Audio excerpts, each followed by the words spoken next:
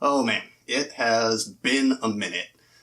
Welcome back if you're just joining us. This is Dread Skates. I am your host and number one hub hater, Scott Dread, and today we are going to be taking a look at a land yacht of a board. That's right, the moment you've all been waiting for. The Lacroix Lonestar. Well, that was weird.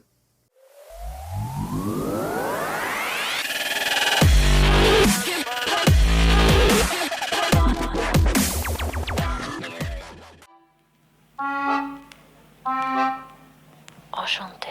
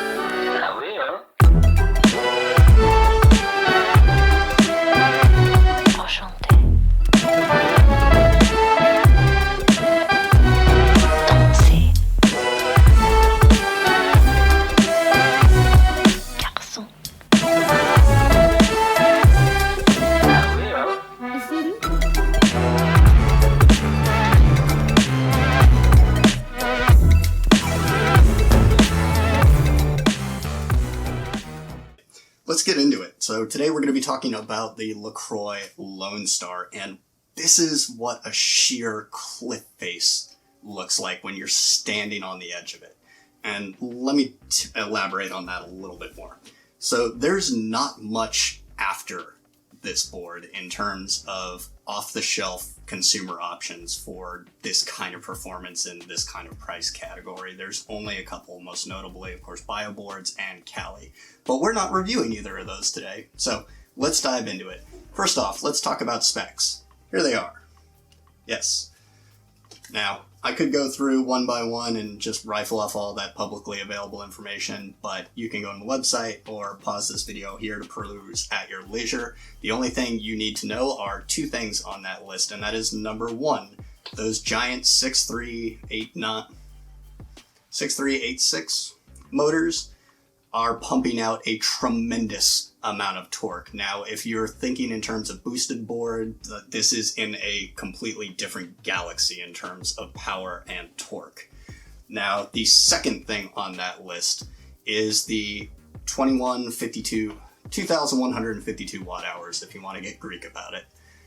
That is tremendous. To put that in perspective, putting it up against the Lamborghini of eSkate, the GTR, that's about 4 GTRs in one Lonestar, battery capacity wise.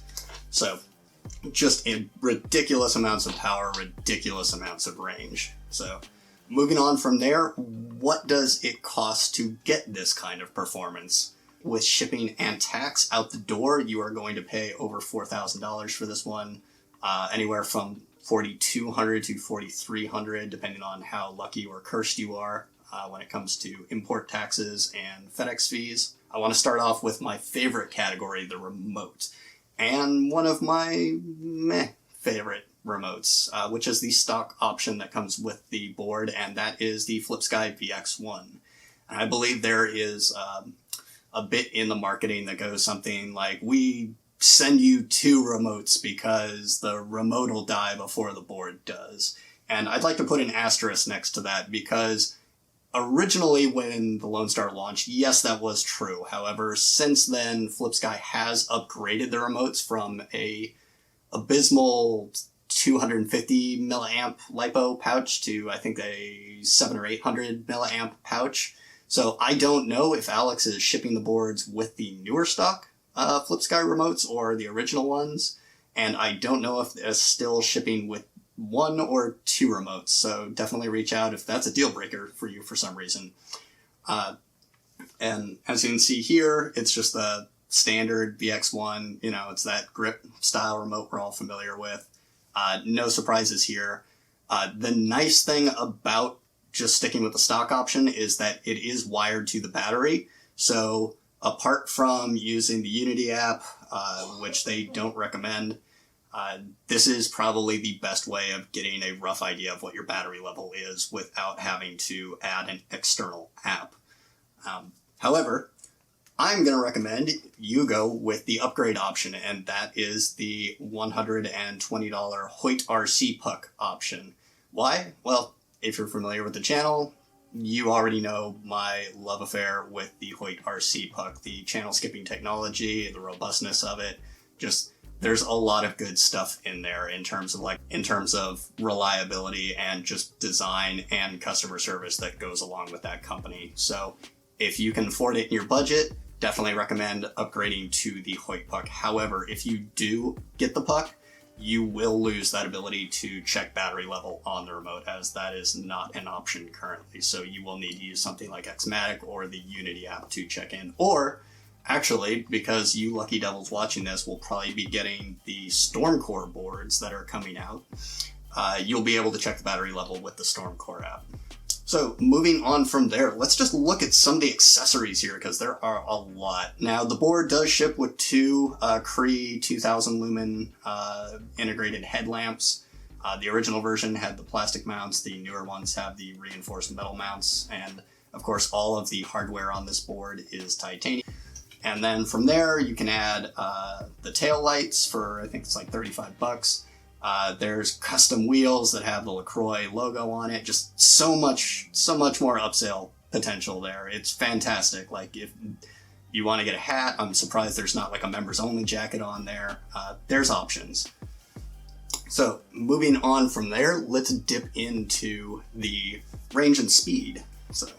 Range. So let's try and break this down realistically. So in my last range test and my ride out while I was shooting the B-roll for this episode, I went 22 miles and I came back with about 44% left on the battery. Now that was measured using Xmatic, so obviously that's going to be plus or minus a few points.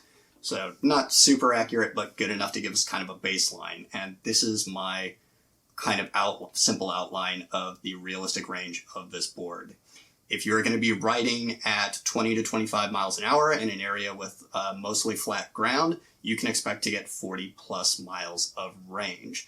If you are riding at 25 to 30 plus miles an hour with moderate hills and you're just riding more aggressively, you are probably going to be getting anywhere between 35 to 40 miles of range depending on the conditions.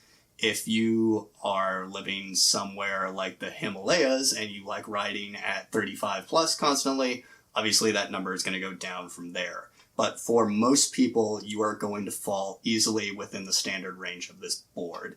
And I think 40 miles is kind of like the average upper limit of what most people are going to see with this. Now, anecdotally, there are cases of people pushing this board to extremes. I think I saw 70 miles in one case, and I think that was somebody going about 10 to 15 miles an hour on that, just really edging the board over the line. Now, obviously, that's an extreme case, but I'm not going to get real Dutch or scientific about this.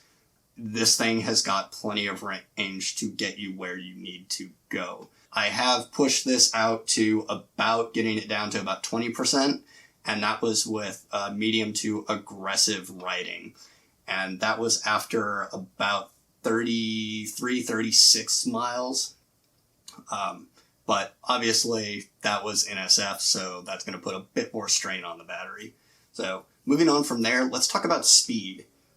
And this board is capable of quite a lot of it under the right conditions. But let me throw a number at you that's probably going to upset some people, and that number is 45 miles per hour. There is no posted top speed of this board, but 45 miles per hour, in my observation, is the top speed of this board using the 20T configuration. From there, you can use the 18T to get up to about 40 to 43, and then the stock installed 16T option will get you about 38, 40 miles an hour, depending on ride style and weight. So do keep that in mind. that might break some people's heart, but I think 45 miles an hour is going to be more than enough for most people. But I do not recommend the 20Ts just because the trade-off in torque to get speed is just a little bit too much for my taste, and also I ride an SF a lot, so I just stick with the 18T. However, I do recommend starting off with the stock option, the 16T, just to get used to the ride feel of the board if you are new to this, and then from there kind of decide whether or not you want to go to that next tier and pop in the 18Ts, because you do lose a bit of torque, but it's still more than capable. Basically, you know, you lose a few like microseconds off the line in terms of like acceleration and top end torque, but you'll still be able to hit those hills pretty good. So from there, ride feel. This board is like nothing else. It's incredibly stable. It's incredibly comfortable. Like the deck is just so massive on this thing that it is incredibly hard to find a way to fall off of it. And now, from there, just moving around on this thing feels very much like a boat on land. As a matter of fact, I refer to this board as the Bentley of e-skate just because of the size and luxuriousness of the ride. Like, compared to something like a Cali, it's going to be fairly less maneuverable and carvy in some instances, but it's also going to be extraordinarily comfortable, and you're going to get quite a bit of performance along with that. But with that being said, that's not to say that you can't really get this board moving. Like, once you start pumping, you can carve really deeply on this thing. And yes, even with that massive battery pack on there, you can get into really deep carves. And yes, it can go over most speed bumps. I know a lot of people were asking about that. I've got very little negative to say about it, but nothing negative to say about it. So there are some things to consider with this board, and let's go over those. So first off is the weight. Now, this thing is probably, I think, next to the Baja, the heaviest thing out there. It's, let's just call it, they say 59 on the website, but let's just assume you got two of the butthole tail lights and you got the standard lights plugged in. It's 60 pounds. Let's say 60 pounds. And while not tremendous, it is a fairly noticeable amount of weight. As a matter of fact, I do notice it when I am maneuvering it out of the house or the apartment down to the elevator. When you're having, like, you won't be able to ride this thing all the time. You'll have to pull it onto the train. You'll have to maneuver it down one or two flights of stairs, maybe, if you're unlucky. Like, I can't stress that enough, is that this is not a light and this is not a compact board. You will wrestle with it in some situations. And moving on from there is, yes, it's massive. Like, I think end to end, this thing is somewhat like over 40 inches. Why did I not measure it? But the wheelbase is over 10 inches on it. It is not compact. You are not going to be going to the grocery store. And stop right there in the comments. I know what you're about to type. And yes, I know some of you psychos will take this thing to like Vaughn's or Safeway and try and somehow get it into a shopping cart and then post that on Instagram. Most people are not powerlifting crazies. This is not good for, picking up milk and eggs at frickin' 7-Eleven. So that being said, you probably will also wind up picking up like a cheaper shortboard to go along with this, like a Backfire or a X-Way or something, just because that's more convenient for shorter trips. And I have seen a lot of people do that. I do that. That's what I use the Hoik for. So let's hold up here for a minute and be real. Don't get a Nazare. Wait, why are we talking about Nazare? Like, this is about the Lonestar. No, don't get a Nazare. Get a Lonestar. Now, some people aren't going to be happy with that. Alex might be really happy or really pissed that I'm saying that, but I think the Lonestar was the board that was originally designed. Like, if you look at the robustness of the deck, the size of the Hypertrucks, just everything screams that the Lonestar was the hero of this story. This was the board that was dreamt up originally. And then the Jaws and the Nazare were just kind of rifled off to have those price points and kind of appease those folks who maybe wanted something a little bit cheaper, a little bit lighter, a little bit carbier. But, so I think if you want a really pure experience, I would recommend going with the Lonestar over those options. Or more specifically, either get the Jaws or get the Lonestar. I don't think that the Nazare is really... I don't want to say it's not a valid option. That's a little unfair. But I do fully believe that I think you'll be getting the best experience out of the Lonestar. And before you come at me with the whole clearance thing, it's like, yes, this thing can go over speed bumps just fine. It's still as carvy as the Nazare, and I think that the added weight actually allows you to pump deeper on certain terms. So that settles that, hopefully. But if you want to disagree with me, and I am very sure you will, hit me up down in the comments. Let's have this conversation. But yes, that's what I believe. I believe that the Lonestar is the only board for you, at least until the Sportster or the Gear Drive option comes out. But hopefully more on that later. And so that's my thoughts on the Lacroix Lonestar. If you want to get more information or you want to get one of these boards for yourself, you can follow the link down to the Lacroix website in the description. So until next time, I'm Scott Dredd. If you liked this episode and you want us to keep making this content, go ahead and give this video a thumbs up. And if you really love this content, give us a subscription. And if you're already subscribed or thinking about subscribing, don't forget to hit that bell icon as well so you can get notified when new episodes come out, which hopefully should be a little quicker than this last one. Sorry about that, folks. So, till next time, ride safe. I'll see you later.